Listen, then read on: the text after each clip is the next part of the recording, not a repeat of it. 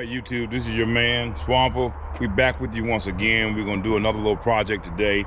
Hope you all enjoy what we got going on here. But today, out of all days, March 2021, look at what we got going here now. We got some vegetables, all right? And with our vegetables, I'm gonna show you how to do a no weed or weed-free garden. A weed-free garden. That means you don't have to get any weeds. So I got some vegetables going here. I also got my soil ready here, so if you can check that out. I got me some flower and vegetable garden soil mixed with a little garden soil from Miracle Grow. And finally, we're gonna come back with that old cow manure and compost. So y'all check us out.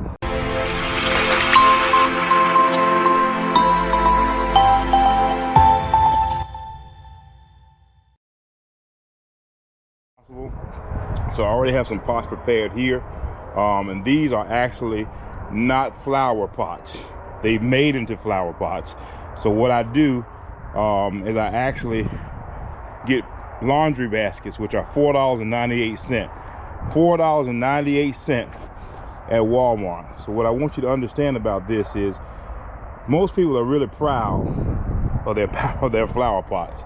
So you can spend $20, $25 to get a decent sized flower pot, but you need something a lot bigger to kind of hold your vegetables and grow what you want to grow. So these are a few of them right here, but I'm also going to show you what I do. I have to modify them a little bit because it has no drainage, all right? So what we're going to do, we're going to show you that here shortly. We're going to show you how we take, I got 3 new pots, or 3 new laundry baskets, and we're going to show you how we do that. Y'all stay tuned. The first thing you need to have is a drill. You need to have a drill. I use a 1/2 inch bit or a 1/2 inch bit because we need to put some holes in these laundry baskets to make them pots for our vegetables.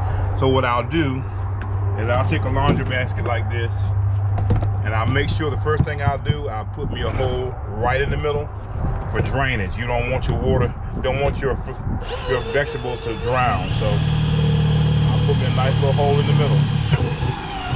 All right, I'll also put a hole on the sides. So what I try to do is make 4 holes on the side.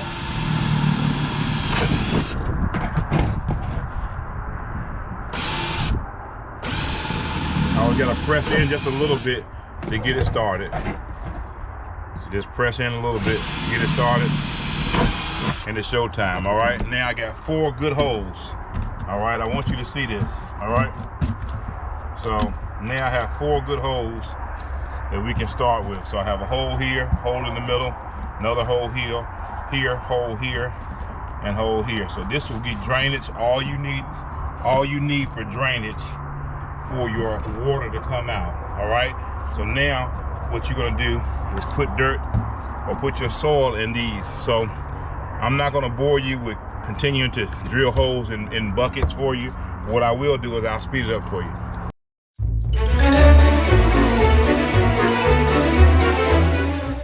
All right, I was always told if you don't have a knife, there's no sense of having, if it's not sharp, there's no sense of having it. So I got me a sharp knife. We're gonna open these bags up. Yep, you saw it for yourself. They split it like butter. And that's where it's supposed to go. So we're gonna start filling these containers up with this soil.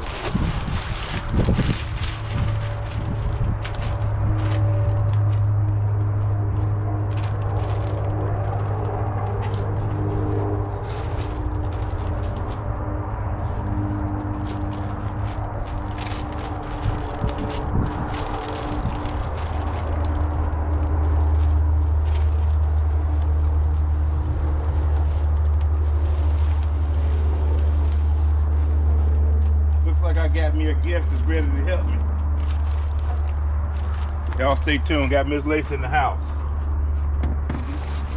or in the yard. So what you doing now? Filling these containers up with this new soil. Are we mixing it or? Yeah, I'm gonna put some down the middle too.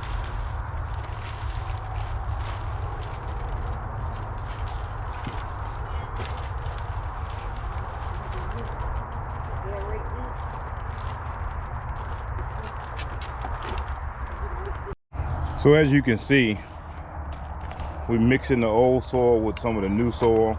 We had some laundry baskets that actually were just deteriorating, so we kind of have some replacements for them. But we're getting our soil nice and aerated and getting ready to plant. So of course we got to do the same thing to these.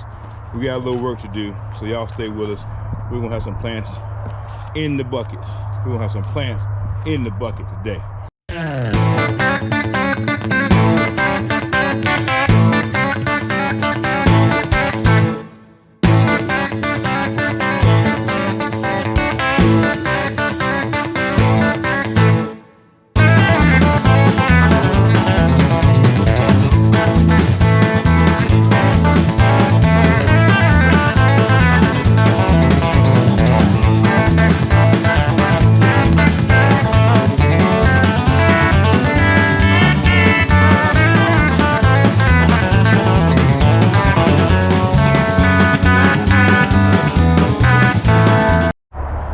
All right, YouTube, we got our pots ready for planting. As you can see, our pots ready for planting.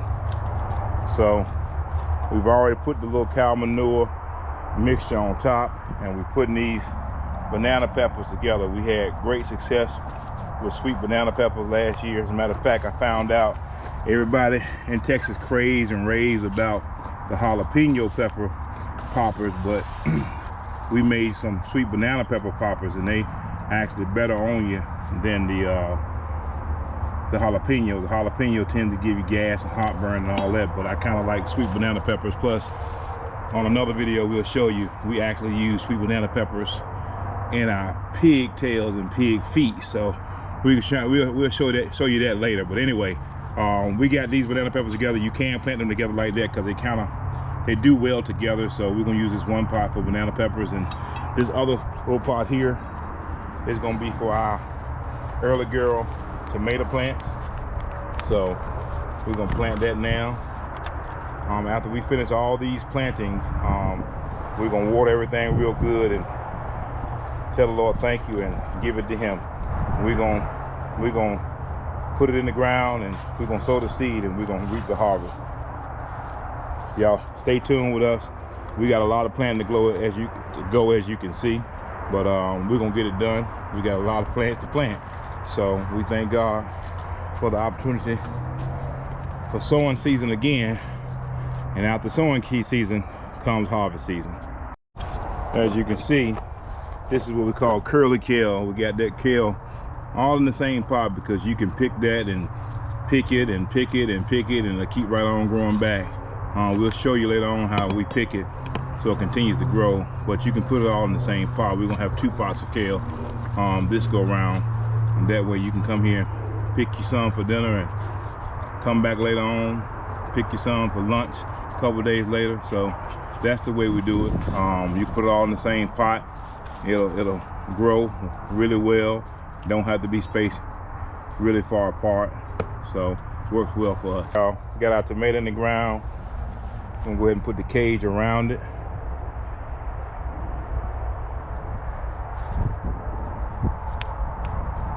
All right, that's where when tomatoes come, they already have some support.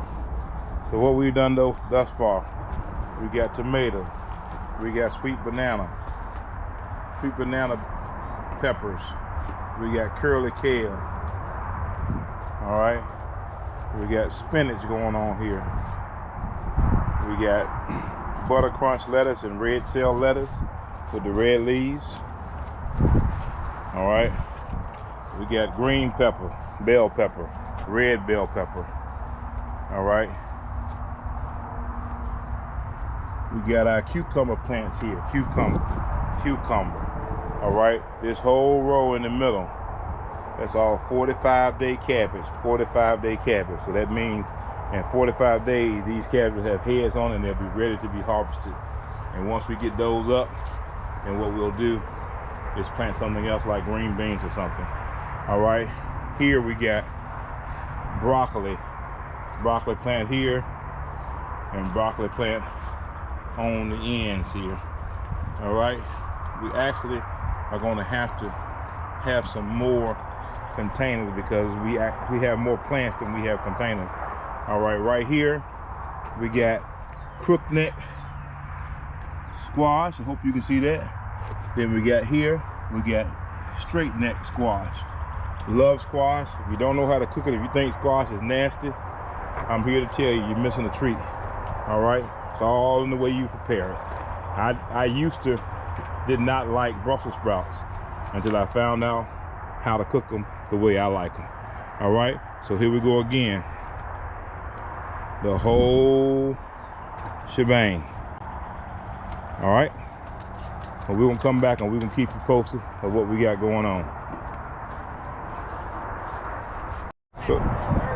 So the beautiful thing about this setup, guys, is the fact that you don't have to worry about weeds.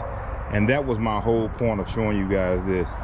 It is above ground, no weeds, and all you got to do is come out every time and pick your plants. So what we're about to do now, we got everything in its pots. So we're about to give it a good watering on our shower setting because we want to make sure everything takes hold and take root the way it should.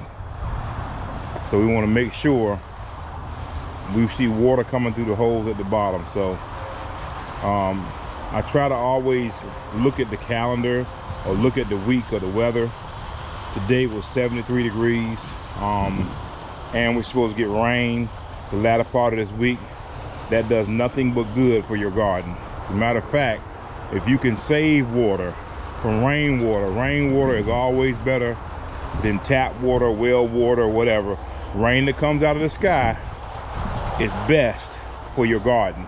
All right, the water that comes out of the sky. So if you can get you a 55-gallon drum and save that water, that's better for your garden. Because you remember, if you're in the city or suburbs, or you have city water, county water, whatever you got, they're gonna put some chlorine in it and all that stuff. So, but rain from the water from the sky does not have all those chemicals in it. Will your water from your well or your city work? Yes, it will. But it is best to have rainwater if you can help it. So if you can figure out a way to save some rainwater, you know, that would be a great idea because that'll be better for your garden. I hope you guys enjoyed this. Hope you learned something. If you got some tips for me, I'm willing to listen. I'm always willing to listen because I know everybody has something to offer. I don't know everything. I know the little bit I know, and guess what? I can still improve on that. So I don't claim to be a master gardener, but I do know what works for me. And I know last year we tried this and we had a summer crop, we had a winter crop, and we ate from the garden all year long, and we gave stuff away. So, you know, if you want to try this as a project for yourself, or if you have a child at home, to teach them that tomatoes don't grow in Kroger, Safeway, Food Line, wherever you're from, you know, Aldi's, you have somebody planted those tomatoes, somebody picked those tomatoes, you know. So it's good to be able to plant something and see it grow. It's a life lesson, you know, and I love life lessons because it reiterates how God has allowed us to be able to plant and harvest, you know. So if you can do it and do it for yourself, it'll make you super proud, you know. It's all I can really say. I can't really explain the feeling of growing your own vegetables and being successful at it. And you know, the thing about it is, try it. When you try it, you'll find out what to do or what not to do. You know, it's not expensive to buy these plants. It's not expensive. It's not like you're wasting money. You know, what you're doing is you're getting life experiences. So plant your garden. It's relaxing when you come home from work to see what happened, because whether you know it or not, their plants don't grow in the daytime, they grow overnight. So what they do is they take in all the sun and all the nutrients for the day, and then they grow overnight. So that's why in the morning you might see a new bud or a new pepper or something like that, because it happens overnight. So if you can just make it through the night, plants can make it through the night and see a new morning, you should see some new stuff coming on. So I hope you all love this. Like I said, please like, subscribe, send to your neighbors, send to your friends, send to your enemy. We're just trying to make sure you understand that we're your partner in the outdoors. We love you here at Featherston Outdoors. God bless you, and let's keep on planting and harvesting.